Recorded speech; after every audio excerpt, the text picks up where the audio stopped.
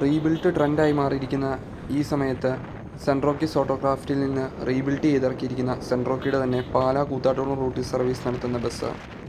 പാലായിൽ നിന്ന് മുണ്ടുപാലം, ആയുർവേദ ആശുപത്രി, വെള്ളപ്പുര, ചക്കാമ്പുഴ, ചിറകണ്ടം, രാമപുരം, പാലവേലി, അമനകര, പൂവക്കളം, മംഗലത്തുതാഴം വഴി കൂത്താട്ടുകുളം റൂട്ടിൽ സർവീസ് നടത്തിയിരുന്ന AVM എന്ന പേരിൽ ഓടിയിരുന്ന ബസ്സാണ് സെൻട്രോക്കീസ് വാങ്ങിയതിന് ശേഷം സ്വന്തം വർക്ക്ഷോപ്പിൽ തന്നെ റീബിൽറ്റ് ചെയ്ത് ഒരടിപൊളി ലുക്കാക്കി ഇറക്കിയിരിക്കുന്നത്.